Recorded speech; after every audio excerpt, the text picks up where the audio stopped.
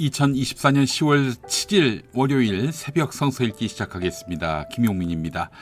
무엇이든 복음을 위해서 이 제목으로 함께하겠습니다. 어떤 분의 한마디를 골라봤어요. 결혼은 혼자서는 생기지 않을 문제를 둘이서 해결하는 것이다. 그렇죠. 나 혼자 모든 짐을 짊어지는 것보다 함께 누군가가 나눠지는 게 얼마나 위로가 됩니까? 말만으로도.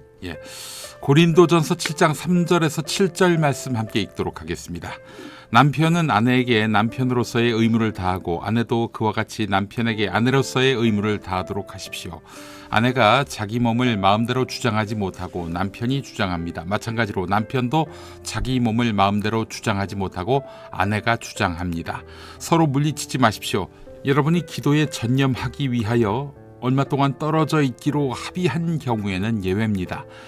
그러나 그 뒤에 다시 합하십시오. 여러분이 절제하는 힘이 없는 틈을 타서 사탄이 여러분을 유혹할까 염려되기 때문입니다. 그러나 내가 이것을 말하는 것은 그렇게 해도 좋다는 뜻으로 말하는 것이지 명령으로 말하는 것은 아닙니다. 나는 모든 사람이 다 나와 같이 되기를 바랍니다. 그러나 각 사람은 하나님께로부터 받은 은사가 있어서 이 사람은 이러하고 저 사람은 저러합니다. 고린도전서 7장 3절에서 7절은 사도 바울이 결혼과 부부 관계에 대해서 다루는 것입니다. 이 구절에서 바울은 남편과 아내가 서로에게 성적인 의무를 다해야 한다, 이런 이야기를 피격하고 있습니다. 각자의 몸이 자신만의 것이 아니라 상대방의 것임을 강조합니다. 이는 부부가 서로를 존중하고 필요를 채워주는 관계를 유지해야 한다는 말입니다. 부부가 잠시 떨어져 있을 수는 있지만 그것은 오직 기도를 위한 목적이어야 하며 일정 기간 내에 다시 함께 있어야 한다는 것이죠. 잠시 떨어져 지낸다 하더라도 그것은 부부가 불화 관계여서가 아니라 기도하기 위해서 잠시 멀어져 있는 것이지, 기도가 끝나면 다시 합쳐야 한다, 이런 얘기입니다. 그렇지 않으면 사탄이 부부의 틈을 타서 이렇게 갈라지게 만든다는 것이죠. 절제력 부족을 이용해서 유혹할 수도 있다는 것입니다. 바울은 부부가 지속적으로 함께 있어야 유혹에 빠지지 않을 수 있다고 경고합니다. 그렇습니다. 부부가 마음이 멀어지고 그래서 몸이 멀어지면 불륜이 틈탈 수밖에 없어요. 제가 굳이 이 이야기를 하지 않더라도 잘 아실 겁니다. 그렇기 때문에 부부는 서로에게 성실해야 하는 것입니다. 강미향 목사님이라고 가정사역을 하시는 분의 말씀은 부부의 성관계는 주 안에서 몸과 마음을 보듬는 전인격적인 연합이고 서로 만족스러운 성생활을 영위할 때 부부가 더 깊은 친밀감을 느끼고 하나가 돼서 천국의 기쁨을 누릴 수 있다, 이렇게 말을 합니다. 현대사회에서 섹스리스 부부가 많습니다. 개인적으로 하기 싫을 수 있지만 배우자가 원한다면 기꺼이 그 배우자를 위해서 헌신하는 것이 성경이 말하는 부부의 바람직한 태도인 것입니다. 강미양 목사님은 또 부부의 성은 섬김과 헌신을 의미한다, 사랑은 헌신과 결단이라는 점을 강조하고 있습니다.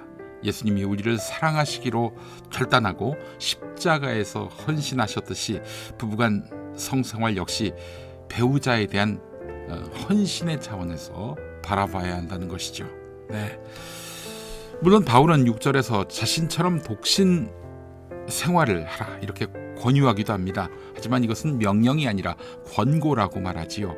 7절에서는 자신처럼 독신으로 지내기를 바란다고 하면서도 각 사람에게 주어진 은사가 다르기 때문에 결혼 여부는 각자의 어떤 판단에 따라서 이렇게 결정해야 한다라고 말합니다. 결혼하라는 얘기인지 그냥 혼자 살라는 얘기인지 이게 참 구분이 잘 안 되는데요. 꼭 결혼하라라는 명령은 아니지만 개인적으로 사람은 혼자 살기보다는 가족을 이루며 공동체를 형성하는 것이 옳다고 저는 생각을 합니다. 하나님의 단위는 개인이 아니라고 말씀드렸어요. 공동체입니다. 공동체. 현대사회에서 깨진 가정이 많다 보니까 결혼을 주저하는 사람들이 많습니다. 그렇기 때문에 어려서부터 우리는 공동체 훈련을 가져야 하는 것입니다. 너 방 밖으로 나오지 마, 공부만 해, 이렇게 해서 예를 들어서 명문대 간다고 칩시다. 그 아이가 나중에 만신창이로 살면 가정 하나 꾸리지 못해서 그렇게 해서 홀로 살 수밖에 없다면, 야, 그래도 자식 잘 키웠다 말할 수 있겠습니까? 어려서부터 공동체 훈련이 필요합니다. 그러기 위해서는 교회에서 신앙생활을 해야 합니다. 신앙생활 혼자서 못하잖아요. 어렸을 때 좋은 공동체 생활을 경험한 사람들은 자연스럽게 좋은 공동체에 속하게 되고 그곳의 일부가 됩니다. 그 조화를 이루며 조율하며 살게 돼 있어요. 공동체는 우리의 육체적, 감정적, 정신적인 부분을 지탱해 주고 있습니다. 어려움에 처했을 때 공동체가 있다면 그 공동체 구성원들이 나의 짐을 함께 짊어져 줄 수 있습니다. 엘리너 와일리의 내 인생과 화해하는 법에서 강조된 내용입니다. 유대교의 율법 해설서 탈무드를 보면은 하나님이 아담의 갈비뼈로 하와를 만드신 이유를 설명하는데, 머리뼈를 사용했다면 하와가 아담을 지배했을 것이고 발가락뼈를 사용했다면 아담이 이불을 짓밟았을 것이고, 갈비뼈는 그런데 몸의 중심을 상징하기 때문에 부부가 서로를 동등하게 대할 수 있다는 것이지요. 그래서 갈비뼈로 사람을 만드셨던 것입니다. 여러분, 공동체의 기쁨을 누리며 사시겠습니까? 그러면 최소 단위인 가정에서 그 기쁨을 누려봅시다. 배려하고 헌신하면서 누려봅시다. 그리고 그 다음 공동체, 교회에서 더 깊은, 더 따뜻한 그 우애를 만나봅시다. 네, 벌써 주일이 기다려지는군요. 기도하겠습니다. 하나님, 우리가 무엇이든지 주를 위하여 결정하고 살아가게 하옵소서. 예수님의 이름으로 기도합니다. 아멘. 김명식 송미애의 믿음의 가정 준비했습니다. 이 노래 함께 하시죠. 한국기독교장로회 총회교육국이 만드는 말씀과 삶으로 매일 아침 은혜의 시간 나누고 있습니다. 저는 금요일에 오겠습니다. 화요일, 목요일 오광석 전도사님, 수요일 최세론 전도사님과 함께 하시죠.